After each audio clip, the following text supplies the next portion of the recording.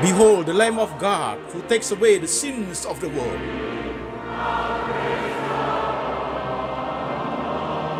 Jesus said, I am the way, the truth, and the life. No one comes to the Father but by me.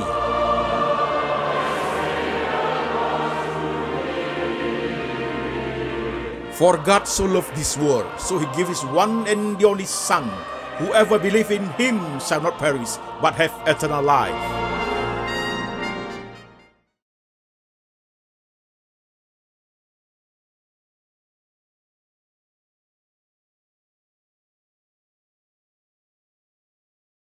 Saudara-saudara sekalian, firman Tuhan hari ini diambil dari Injil Lukas pasal 15 ayat ke-11 dari perumpamaan tentang anak yang hilang. Injil Lukas pasal 15 ayat 11, demikian firman Tuhan. Yesus berkata lagi, ada seorang mempunyai 2 anak laki-laki. Kata yang bungsu kepada ayahnya, Bapak, berikanlah kepadaku bagian harta milik kita yang menjadi hakku. Lalu ayahnya membagi-bagikan harta kekayaan itu di antara mereka. Beberapa hari kemudian, anak bungsu itu menjual seluruh bagiannya itu, lalu pergi ke negeri yang jauh. Di sana ia memboroskan harta miliknya itu dengan hidup berfoya-foya. Setelah dihabiskannya semuanya, timbullah bencana kelaparan di dalam negeri itu, dan ia pun mulai melarat. Lalu ia pergi dan bekerja pada seorang majikan di negeri itu.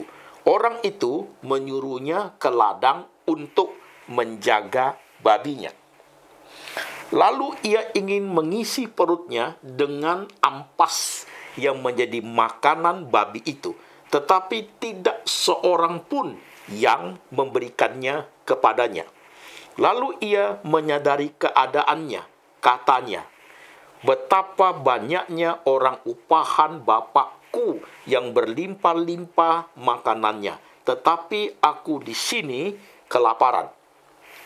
Aku akan bangkit dan pergi kepada bapakku dan berkata kepadanya, Bapak, aku telah berdosa terhadap surga dan terhadap Bapa. Aku tidak layak lagi disebutkan anak Bapa. Jadikanlah aku sebagai salah seorang upahan Bapa.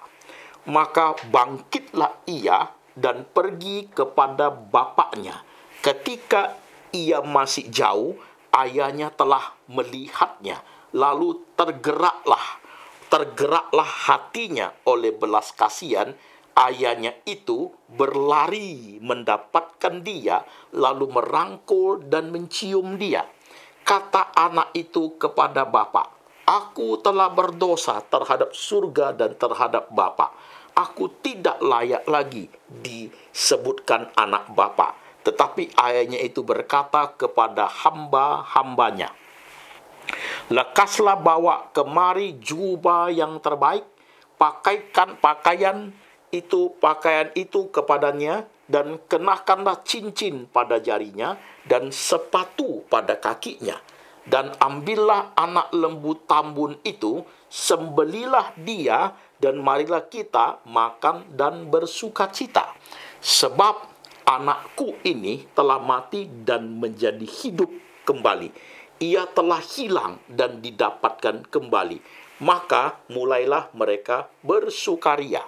Tetapi anaknya yang sulung berada di ladang. Dan ketika ia pulang dan dekat ke rumah, ia mendengar bunyi seruling dan nyanyian tari-tarian.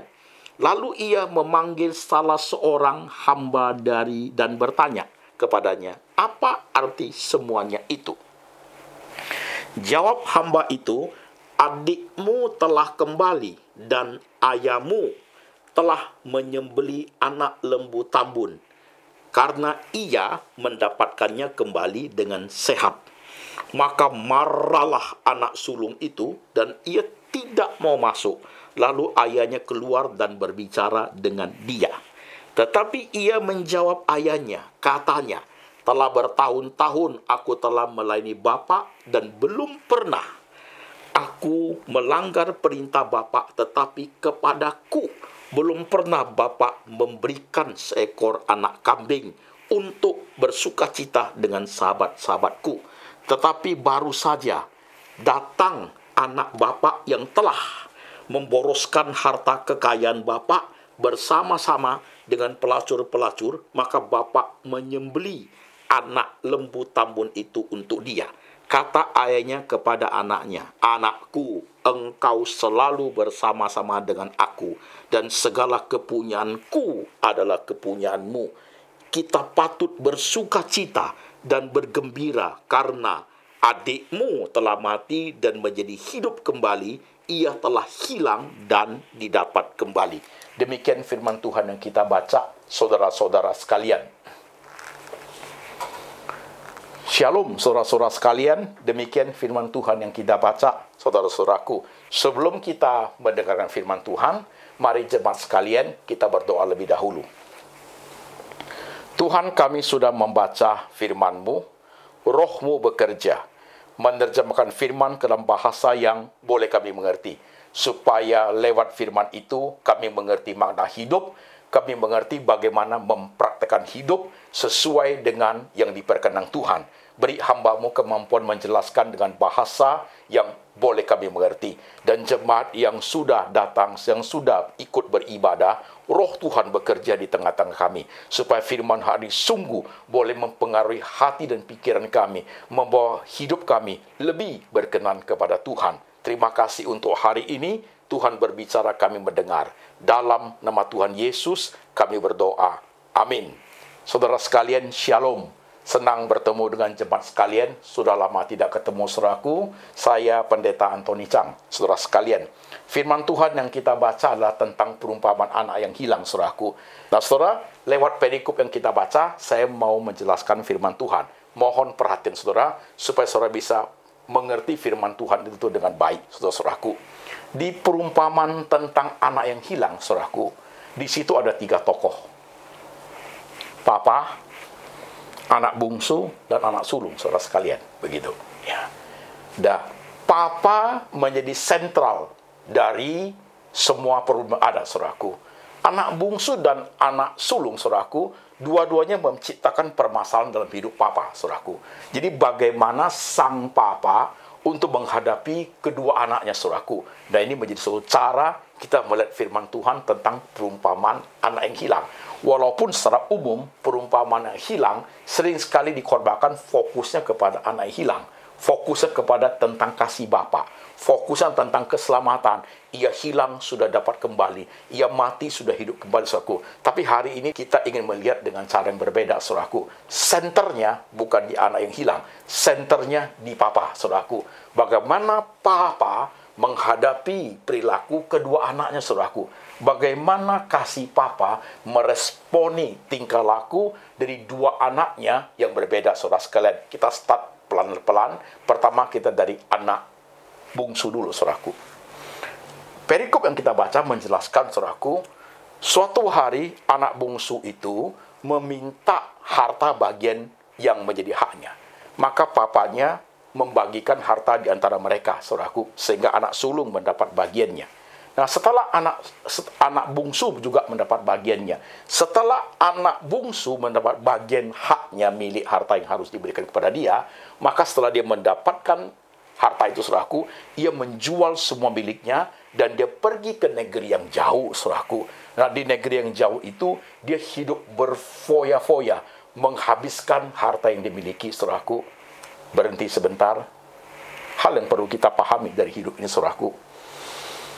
Kadang-kadang kita, saudaraku, terhadap anak-anak kita pikir dengan menyediakan segala fasilitas yang diberikan kepada anak kita, dengan harta yang kita miliki sudah cukup, saudaraku. Tidak cukup, saudaraku. Ketika kita memberikan harta kepada anak kita, saudaraku, kalau dia tidak punya rohani yang baik, saudaraku, harta itu tidak akan menjamin hidupnya. Justru harta itu menjadi destruktif sifatnya, akan membuat dia lupa diri, saudaraku. Oleh sebab itu, selain kita sebagai seorang tua wajib untuk mempersiapkan masa depan anak kita. Yang paling penting adalah mempersiapkan kerohanian dia, saudaraku. Ini poin yang perlu kita pahami sebagai intermezzo daripada firman Tuhan yang kita dengar, saudaraku. Nah, sekarang lihat. Anak bungsu itu, saudaraku, setelah dia menghabiskan semua hartanya, maka timbullah kelaparan di negeri itu.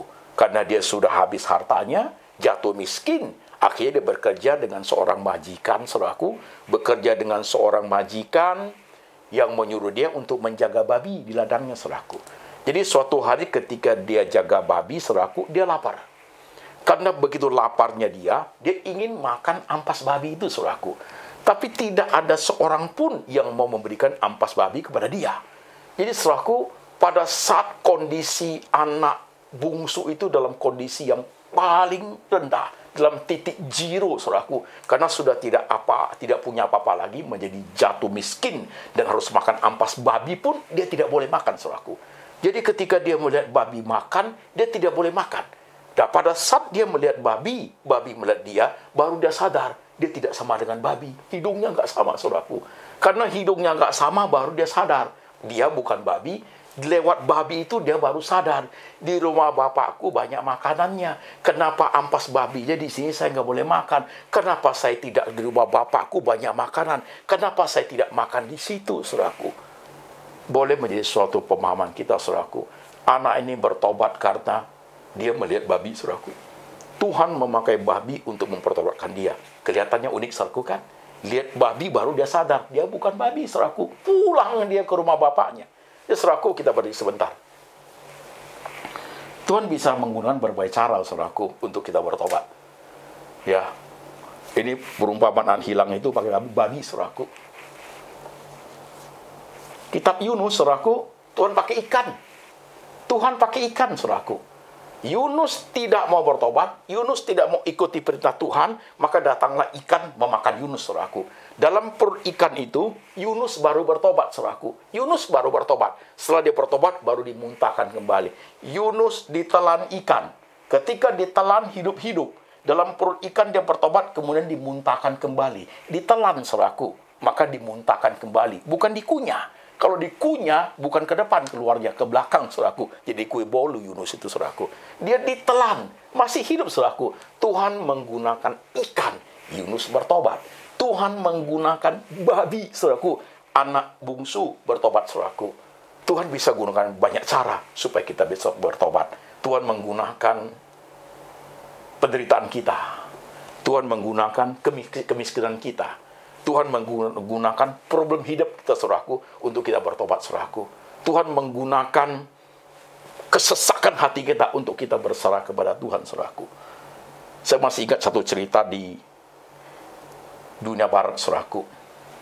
Suami istri hidup, istri ini bekerja keras, suami itu seorang pemabuk, penjudi, saudaraku. Tiap hari minta uang sama istrinya. Kalau tidak dapat uang, dia pukul istrinya. Judi, mabuk, saudaraku, begitu. Suatu hari, ya sudah tua, kalau sering dipukul, ya mati, saudaraku. Suatu hari, istrinya sudah meninggal, saudaraku. Karena istrinya sudah meninggal, ya dia tidak bisa minta uang istrinya lagi. Suatu hari, pas hari Minggu, ketika dia merenungkan, ingat istrinya sudah meninggal, ingat dia tidak bisa ada uang lagi, tidak bisa berfoya-foya lagi, saudaraku. Dia merenungkan hidupnya, dan dia melihat ada anjingnya satu ekor di rumah, saudaraku. Dia lihat anjingnya itu ribut bukan main, sedang mengorek-ngorek pintu.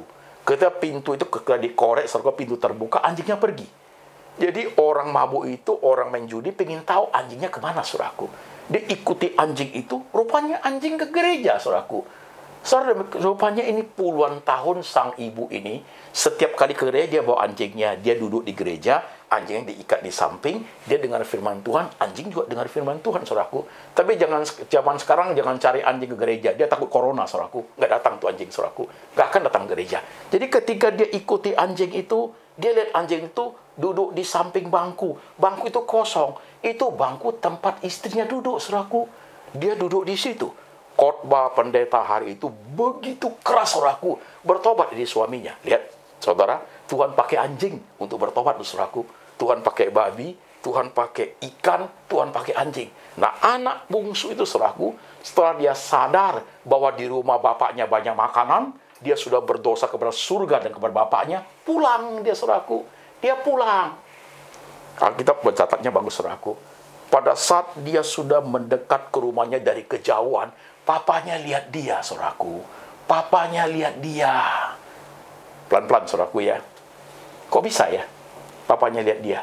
Berarti ini papa, saudaraku, tiap hari menggunakan banyak waktu untuk melihat dari kejauhan. Ada nggak anaknya di situ? Dari kejauhan itu kosong, saudaraku.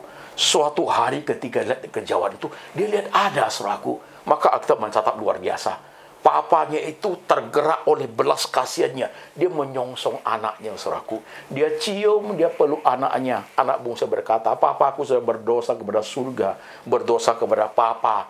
Tidak layak aku jadi anak lagi. Jadikan aku hambamu." Papanya tidak membahas itu. Papanya bilang, "Mari pulang." Ya, suruh hambanya kasih baju yang terbaik, taruh cincin di jarinya, taruh sepatu di kakinya. Kita mau pesta. Saudaraku, unik ya Alkitab. Cincin pasti di jari, saudaraku.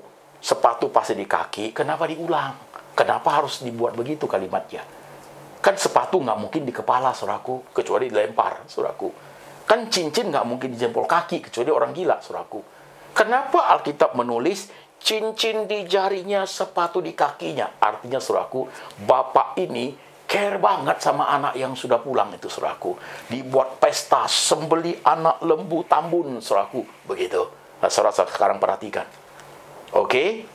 Papa itu menjadi center, tokoh center, meresponi anak yang terhilang itu pulang karena kasih papa. Hari ini kita ingat, kasih papa itu, kasih itu mengampuni. Kasih itu tidak mengingat akan kesalahan-kesalahan orang lain. Kasih itu, saudaraku, rela berkorban, saudaraku. Kasih itu, saudaraku, kasih itu sempurna, saudaraku. Maka ketika dia lihat anaknya pulang, dia tidak ingat kesalahan anaknya. Justru dia buat pesta. Hatinya bersuka cita, saudaraku. Itu praktek kasih papa kepada anak bungsunya, saudaraku. Dia responi anak bungsunya dengan benar-benar dia sayang kepada anaknya. Itu poin pertama, saudaraku. Uniknya, itu anak bungsu, saudaraku ya. Sekarang kita lihat peran anak sulung. Anak bungsu menciptakan problem buat papa. Anak sulung juga menciptakan problem buat papa. Pada saat adiknya sedang dibuat pesta, saudaraku, lagi ramai banyak seruling tari-tarian, sang kakak sulung masih di ladang. Ketika dia mendengar tari-tarian itu, dia menjadi kaget. Ada apa gerangan? Dia tanya pelayannya. Ada apa? Pelayannya mengatakan, adikmu sudah pulang dalam keadaan sehat, papamu senang sekali. Maka disembeli lembu tambun, kita buat pesta, kata hambanya. Maka kakak sulung itu marah luar biasa, saudaraku. Dia tidak mau masuk ke rumah, papanya menyongsong dia, saudaraku. Dia berkata kepada papanya, "Papa, bertahun-tahun aku kerja sama papa. Aku tidak pernah melanggar peraturan papa. Tapi bagiku, papa tidak pernah menyediakan, jangankan anak lembu tambun, untuk seekor kambing aja, untuk pesta dengan teman-temanku aja, papa nggak pernah. Sementara adik yang jahat itu, yang sudah menghabiskan seluruh harta papa, datang pulang, papa sediakan dia lembu tambun dan buat pesta." Begitu. Papanya bilang, "Kau kan selalu sama saya. Apa jadi milik saya adalah milik kamu. Kita harus bersuka cita. Adikmu sudah balik kembali, saudaraku." Nah, saudara perhatikan. Kasih papa ketika meresponi dua anak, dua sifat yang berbeda, saudaraku. Kasihnya tidak berubah, saudaraku. Kasihnya tidak berubah. Dia tahu sifat anak sulungnya. Dia tahu, saudaraku. Dia tahu sifat anak yang paling besar. Sifatnya iri hati. Sifat egois, saudaraku, dia tahu. Tapi dia tetap sayang. Gimana pun itu tetap anaknya, saudaraku. Dia tahu sifat anak bungsunya. Suka berfoya-foya, menghabiskan itu. Semua dalam keadaan sudah habis. Gimana pun anaknya pulang, tetap dia sayang. Itulah kasih sebenarnya, saudaraku. Kasih itu, saudaraku, mengampuni, saudaraku. Kasih itu belajar untuk memahami keadaan anak-anaknya. Father's Day, kasih bapak. Dia tahu keadaan anaknya yang sulung, dia tahu keadaannya anak yang bungsu, dia tahu kelemahan mereka, tapi tidak pernah merintangi untuk sang ayah tetap mencintai kedua anaknya, saudaraku. Itu poin, saudaraku. Pelan-pelan, saudara ya.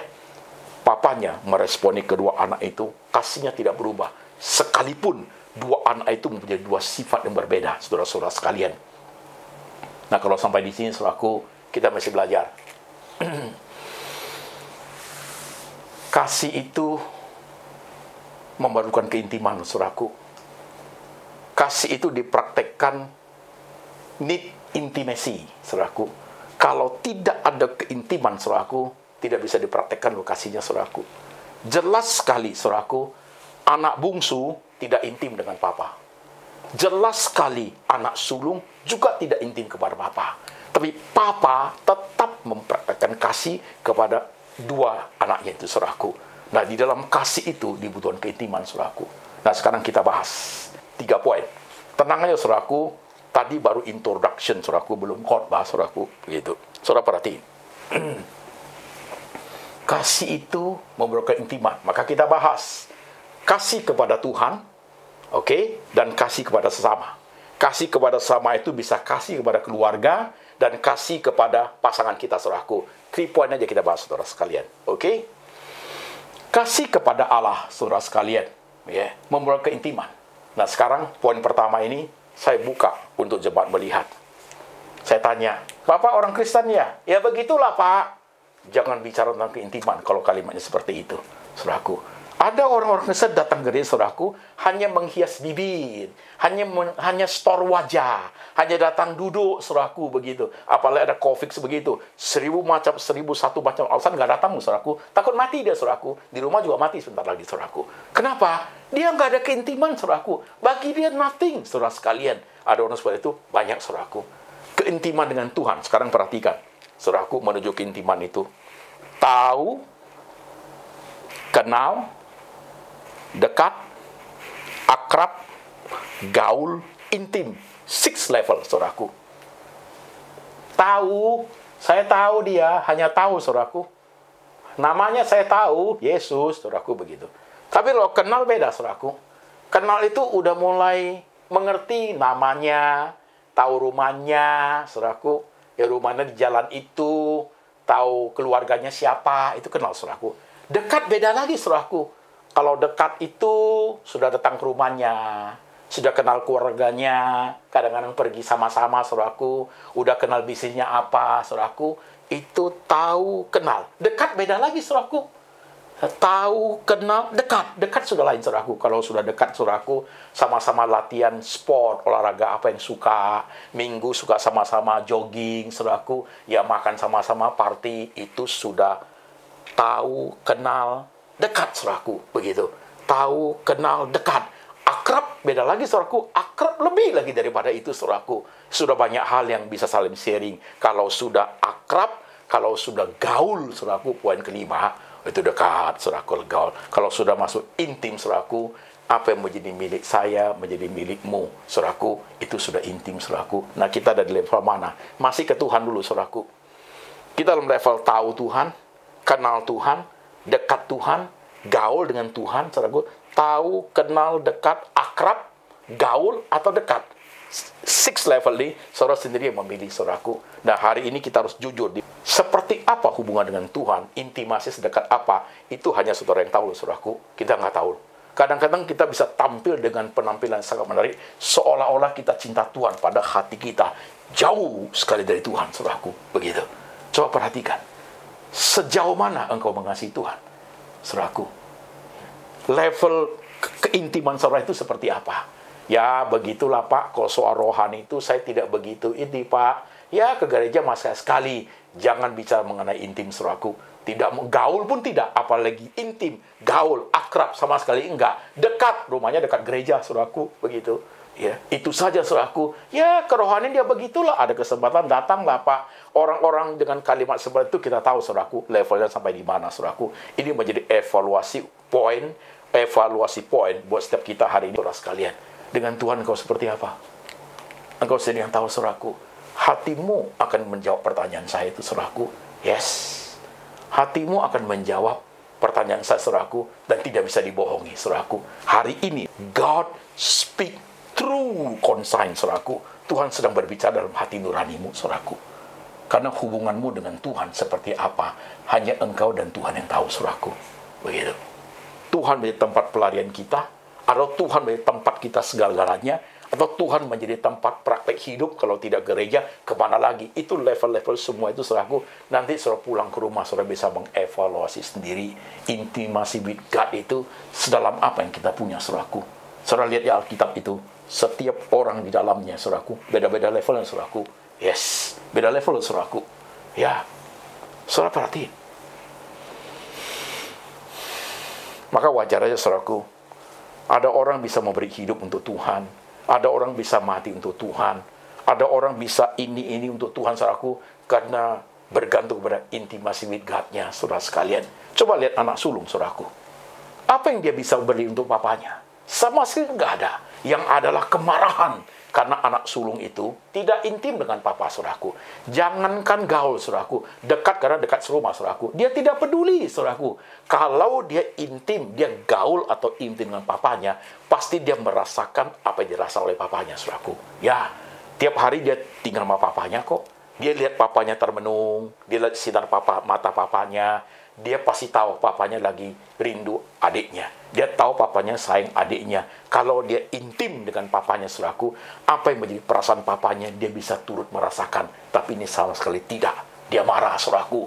Papa tidak memberikan aku anak kambing. Papa begitu modelnya, saudaraku. Sama sekali anak sulung itu tidak intim dengan papanya, saudaraku. Yes. Anak bungsu sebenarnya juga tidak, saudaraku. Hanya karena dia bertobat pulang kepada bapaknya, saudara sekalian. Poin pertama, saudara jawab sendiri-sendiri ya. Sejauh apa engkau intim kepada Tuhan? Kau bisa membila-bila. Dan di situ kau menemukan jawabannya, saudaraku. Poin kedua. Jujur yuk, orang tua kita yang masih ada atau orang tua kita yang sudah nggak ada. Sejauh apa kita intim dengan orang tua kita, saudaraku? Sejauh apa kita mengasihi orang tua kita? Itu ditentukan oleh intimasi kita dengan mereka itu sehebat apa. Kalau saya bicara sampai sini, banyak di antara kita yang kena kalau saya bicara, saudaraku, begitu. Ada orang-orang tertentu, saudaraku, tidak sayang papanya, tidak sayang mamanya. Karena tidak bisa sayang, karena nggak intim. Kenapa? Papa saya orangnya begini-begini. Mama saya orangnya begini-begini, begitu. Ya. Dia menggunakan beralasan untuk menciptakan di hatinya tidak suka. Maka tidak perlu bagi dia untuk intim, tidak perlu bagi dia sayang papa mamanya. Hanya sekedar praktek, ya dia orang tua saya saja. Saudara, banyak orang seperti itu, saudaraku. Kenapa, saudara sekalian? Karena tidak intim. Karena ada keretakan. Karena ada kepahitan terhadap orang tua. Saudara pegang poin ini, pelan-pelan dengarin. Bagaimanapun keadaan papa kita, bagaimanapun buruknya tingkah laku papa mama kita, they are still our parents. Pegang kalimat, saudaraku. Gimana pun mereka tetap papa kita. Gimana pun mereka tetap mama kita, saudaraku. Lihat itu. Papa itu ketika melihat anaknya yang bungsu itu pulang. Bagaimanapun itu tetap anaknya, saudaraku. Bagaimanapun salahnya itu tetap anaknya, saudaraku. Lihat papa ketika menghadapi anak yang bungsu. Gimana jahatnya itu anak. Gimana dendamnya hati itu anak. Gimana tidak benarnya itu anak. Still his son. Tetap anaknya loh. Itulah kasih, saudaraku. Itulah kasih. Kasih menutupi banyak kesalahan, saudaraku. Tapi kalau hari ini kau benci banget sama papamu, kamu benci sama mamamu, kau tidak menjadi pelaku firman, saudaraku. Justru di hari ini Tuhan tegur kita habis-habisan kalau kita orang seperti itu. Dan banyak orang jemaat seperti itu, saudaraku. Yes. Baik jemaat di Jakarta, di Indonesia maupun di luar negeri, termasuk di Amerika, saudaraku. Coba saudara perhatikan poin satu ini. Intimasi with God sudah. Intimasi with parents, saudaraku. Mana mungkin kita bisa praktekkan cinta kepada orang tua, saudaraku, kalau kita tidak pernah menjalin intimasi dengan mereka, saudaraku. Tidak ada kedekatan, tidak ada keintiman. Bagaimana kita hanya lip service, saudaraku. Kita hanya menunjukkan bahwa kita sayang dalam hati kita. Kosong, saudaraku. Coba perhatikan pelan-pelan. Ya mama, biarin mama lah, Pak. Urusan dia lah, Pak. Dia sudah married kok sama orang lain. Begitu kita ngomongnya, saudaraku. Sekarang intimasi with our pasangan, our spouse, saudaraku. Dengan pasangan kita. Bisa loh suami istri nggak intim, saudaraku. Hidup serumah, yes. Coba saudara perhatikan sampai poin ini. Kan kita bicara mengenai tentang kasih dan keintiman. Masing-masing saudara yang sudah masih punya pasangan. Pertanyaan saya, how much you love your spouse, saudaraku? ditentukan oleh how deep your intimacy with him or with her, saudaraku. Itu dia, saudaraku.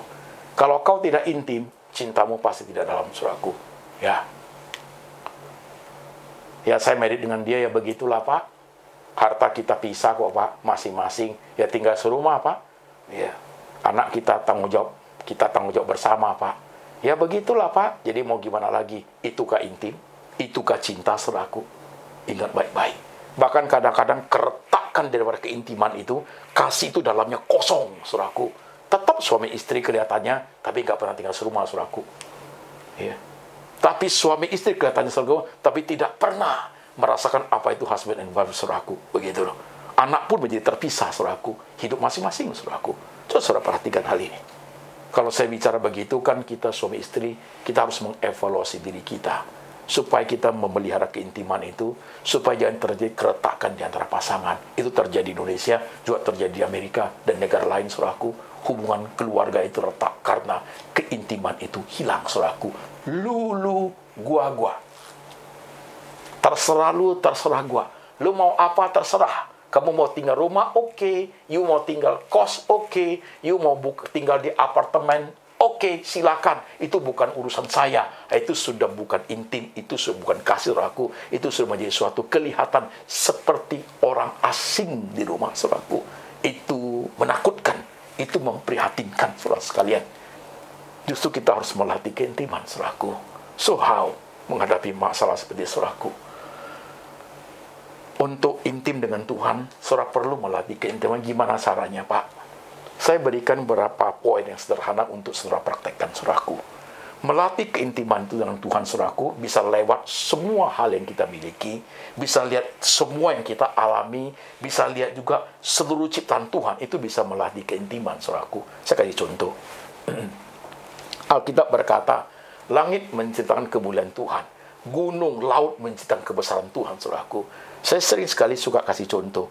Misalnya kalau saudara suka melihat akuarium, ikannya bagus-bagus, saudaraku, warna-warni, planktonnya itu spotlight, ya, planktonnya itu transparan, ya, ikannya warnanya bagus, ya, jalannya pun, berenangnya pun unik, saudaraku. Saudara mengagumi ikan itu, menikmati dengan amat sangat. Ikan ciptaan alam yang real, saudaraku, bukan ikan plastik buatan Jepang, itu bukan, saudaraku, yang asli. Ketika saudara mengagumi, saudara tahu nggak? Waktu saudara mengagumi indahnya ikan di akuarium itu, tanpa saudara sadari, saudara sedang memuji kebesaran Tuhan. Karena lewat ikan itu merefleksikan mahakarya Tuhan. Nah, ketika saudara mengagumi ikan itu, saudara mengagumkan kebesaran Tuhan itu, timbul intimasi with God. Tanpa you sadari, hebat ya Tuhan ya. Bisa ada makhluk kecil yang begitu indah ya. Nah, itu melatih intim dengan Tuhan, saudaraku. Seandainya kita mau praktek semua hidup ini, realita hidup yang kita alami semua, itu adalah bahan kita untuk praktek intim dengan Tuhan, saudaraku. You see your son, you see your daughter, saudaraku. You see your wife, you see your husband, you see your pastor, saudaraku. You see your life, saudaraku. You see your job, your profession, saudaraku. You akan melihat Tuhan ada di situ. Sebenarnya itu melatih you intim. Untuk hari ini saja, waktu mau tidur, saudara bilang, makasih Tuhan, hari ini saya masih boleh hidup, masih anugerah buat saya. Itu sudah melatih keintiman, saudaraku. Yes. Bagaimana melatih keintiman dengan pasangan kita, dengan orang tua kita, saudaraku, dengan sesama manusia, saudaraku.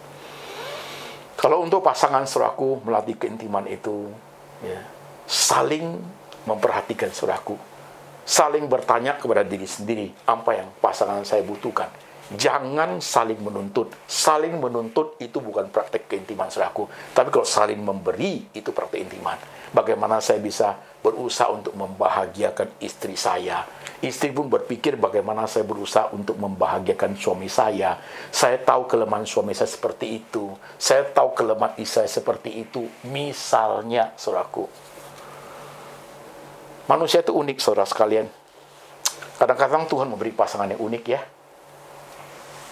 Ada suami istri yang suaminya diam bukan main. Istrinya cerewetnya minta ampun, saudaraku. Belum tidur, itu mulut nggak berhenti, saudaraku.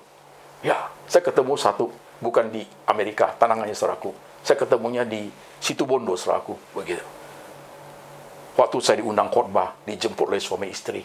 Itu suaminya naik mobil di depan, saya duduk di depan, istri di belakang, saudaraku. Suaminya diam, bukan main. Pak, apa kabar? Baik, udah itu aja. Dia bawa, itu istri di belakang, kayak radio rusak, saudaraku. Gak berhenti, itu istri ngomong, saudaraku. Saya sampai gak tahan, saya pikir kalau ini istri saya lakban mulutnya, saudaraku. Gitu. Gak berhenti, saudaraku. Tapi suaminya bisa terima, kenapa? Dia pendiam, saudaraku. Mungkin dengan bunyi seperti itu dia senang, saudaraku. Coba bayangin, kalau suami istri dikasih, istrinya diam, suaminya diam, saudaraku. Istri diam, suami diam.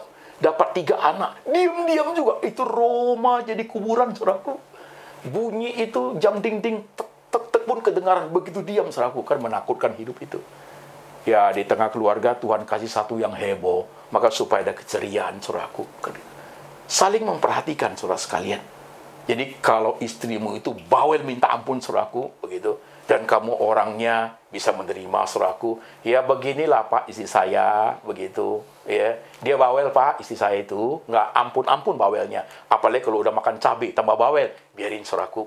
Memang dia sudah begitu modelnya, saudaraku. You lakban mulutnya, bunyi juga nanti, saudaraku. You lakban hari ini, nanti malam lebih kencang bunyinya, saudaraku. Gitu. Biarin aja. Memang begitulah istrimu. Begitulah suamimu. Ingat, saudaraku, kalimat kita. Nobody is perfect, saudara sekalian. Yes. Begitu loh sebenarnya cara melatih keintiman, saudaraku, lewat hidup kita.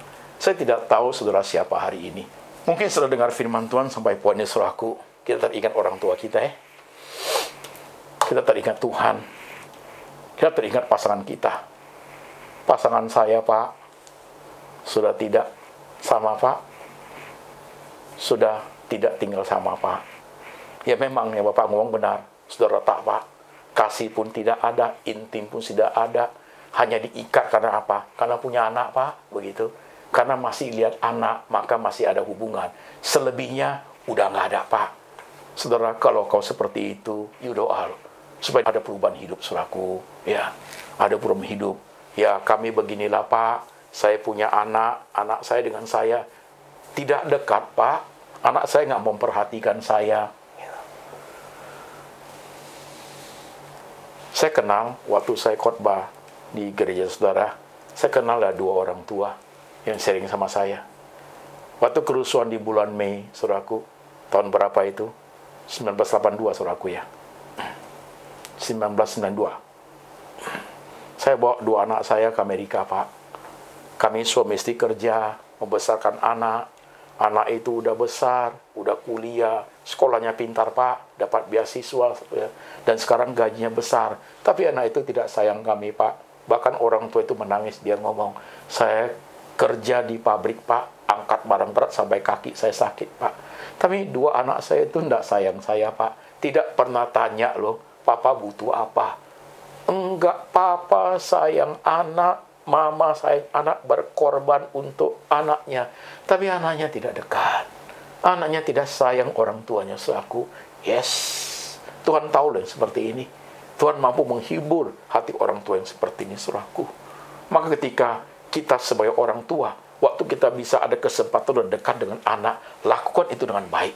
Ada masanya, saudaraku, tidak sempat lagi kita. Kalau anak-anak itu sudah kuliah, anak itu sudah punya teman. Kalau dia masih kecil, masih SMP, bisa kita bawa main-main, saudaraku. Tapi kalau dia sudah kuliah, ya saudaraku, dia nggak mau main sama kita, saudaraku. Dia nggak mau kita peluk-peluk lagi, saudaraku. Dia peluk pacar, saudaraku, begitu. Apalagi dia sudah menikah, dia nggak sama kita. Kesempatan waktu anak kita masih bisa jalin intimasi itu dengan baik, saudaraku. Ada jemaat bertanya sama saya, Pak, saya punya 2 anak. Saya tidak dekat sama anak saya, Pak, tapi saya hidupi mereka. Sekarang anak saya sudah besar, sudah kuliah, bahkan sudah kerja. Sekarang timbul ketakutan di hati saya, Pak. Kenapa, Bu? Saya takut, Pak. Saya takut anak saya tidak sayang saya. Nah, itu masalahnya. Karena dulu engkau tidak intim. Sekarang anakmu masih kerja, belum married, masih ada kesempatan, jalinlah keintiman itu. Perhatikan mereka dengan baik. Masih ada kesempatan. Jangan sampai kalau dia sudah married, dia sudah fokus kepada keluarga, keintiman yang kamu mau jalin sudah telat. Benar-benar kamu akan merasakan kehilangan kasih sayang daripada anak-anak. Dengarin khotbah hari ini baik-baik, saudara sekalian. Jangan sampai engkau kehilangan keintiman, saudaraku. Ya, Jangan menggunakan berbagai alasan karena kita tidak punya waktu untuk melatih keintiman dengan Tuhan, keintiman dengan pasangan kita, keintiman dengan orang tua kita, saudaraku. Nanti suatu hari kita akan menerima akibatnya. Tidak usah salahkan siapa-siapa, saudaraku, karena kita tidak pernah menjalin dengan baik. Saya perhatikan. Dan kalau saya khotbah sama puan ini, saudaraku, saya akan melihat diri kita masing-masing. Sejauh ini, saudara melihat beberapa hal hubungan saudara dengan si A, si B yang sudah retak. Bahkan sudah jauh sekali. Itu keluarga dekat, itu family, itu orang tua, atau itu pasangan saudaraku. Karena kenapa? Karena yang saya khotbah hari ini benar, saudaraku. Kita tidak mempraktekkan dengan baik, saudaraku. Coba saudara simak. Ada luka di hatimu ketika engkau ingat papamu. Ada kepahitan di hatimu waktu kau ingat mamamu. Begitu. Karena tidak ada nostalgia yang indah ketika aku ingat orang tuaku, Pak. Karena mereka menyakiti saya. Tidak ada kasih sayang dalamnya bagaimana sebenarnya. Karena saya bisa latih keintiman, Pak. Itu. Jikalau orang tuamu sudah tidak ada, ya sudah, saudaraku. Tapi ketika mereka masih ada, berusaha, saudaraku. Paling tidak bisa diperbaiki, saudaraku. Kalau kita tidak pernah melakukannya, kita belajar anak bungsu. Bertobat, saudaraku. Masih ada kesempatan. Papa, paling tidak you call you daddy, you call you mom, say hello to them, saudaraku. Mulai hal-hal yang biasa, mulai harus ada seperti itu, belajar di anak bungsu untuk ada pertobatan, saudaraku. Yes, dalam hidup ini. Ini mengingatkan kita banyak hal, saudaraku. Bagaimanapun, sejahat apapun, they are still our parents, saudaraku. She is still your mom. He is still your daddy, saudaraku. Yes. Saya ingin mengatakan seperti itu. She is still your mom. She is still your daddy, saudaraku. Pada saat dia masih hidup, dia tetap papamu, dia tetap mamamu. Dan pada saat dia sudah meninggal pun, saudaraku, ya, dia tetap adalah mamamu, dia tetap adalah papamu. Ciptakan kenangan yang manis. Kalaupun kamu sulit untuk memikirkannya, pasti dalam hidup ini ada bagian-bagian yang positif daripada papa mama kita yang bisa menjadi kenangan indah untuk kita bawa seumur hidup, saudaraku. Hilangkan semua unsur negatifnya karena papa mama kita sudah tidak ada, saudaraku. Kalau yang sudah meninggal, for what engkau menyimpan akar pahit di situ, saudaraku? Lebih baik kamu ingat ada bagian-bagian dari papamu, mama kita yang manis yang bisa dikenang. Lebih bagus itu, saudaraku. Tapi kalau orang tua kita masih ada, papa kita masih ada, mama kita masih ada, saudaraku, cepat-cepatlah melatih keintiman itu.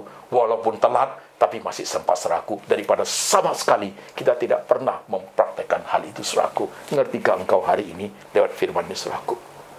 Nyimak sebentar. Saudara yang pasti di rumah ini ibadahnya, atau saudara sudah ibadah di gereja, saudaraku,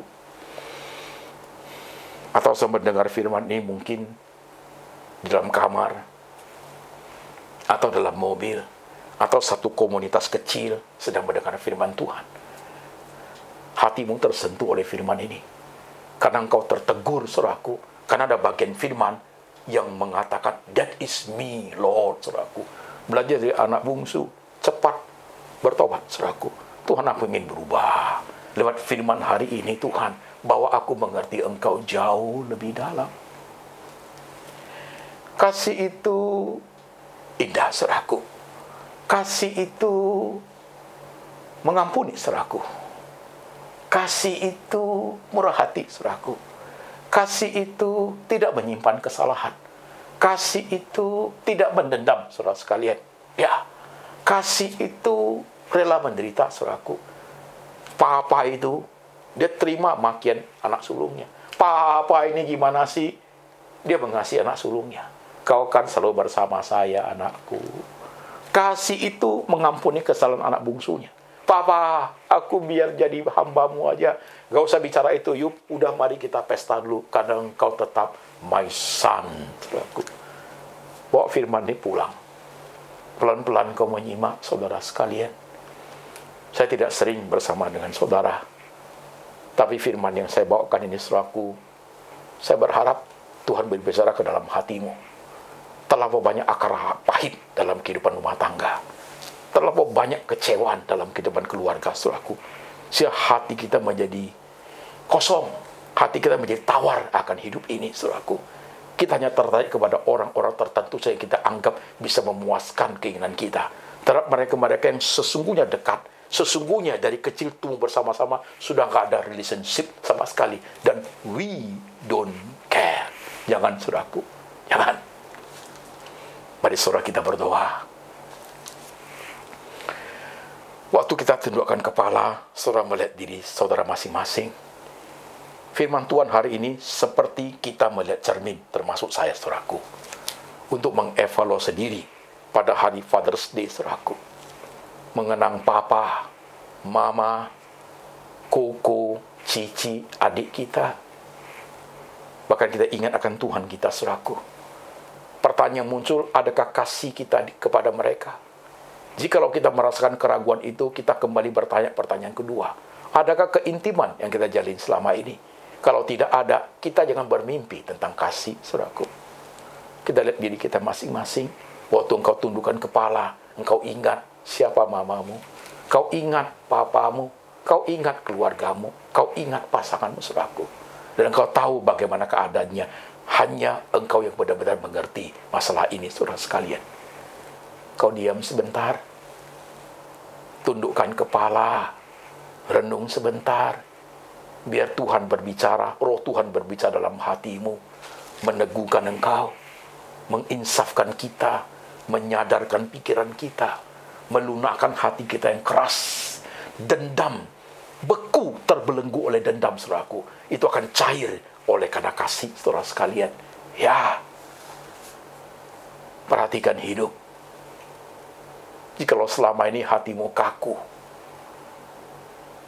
keras, tak tersentuh oleh apapun, karena engkau sudah mengalami akar pahit yang amat hebat, biar cinta Tuhan meleburkan kebekuan hatimu. Kasih Bapa turun ke dalam hatimu.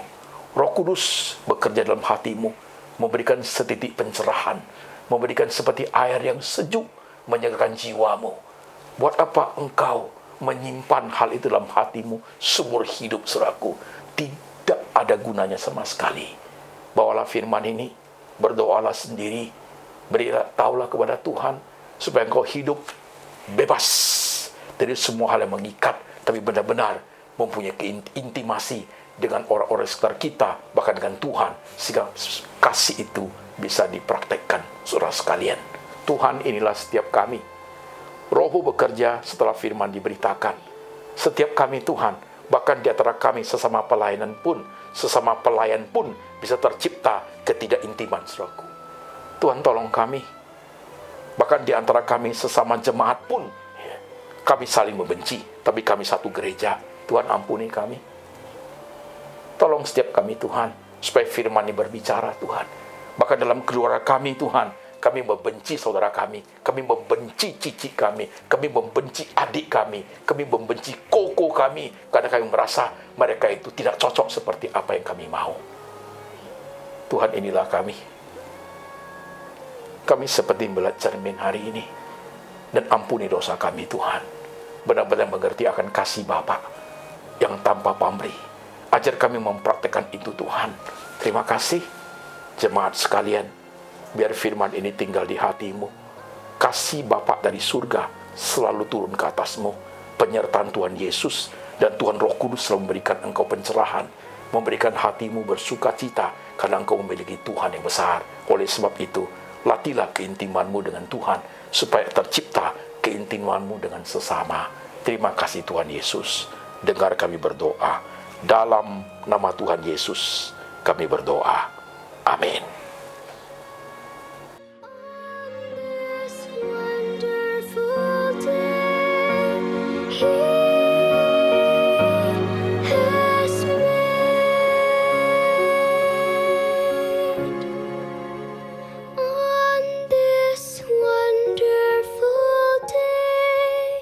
He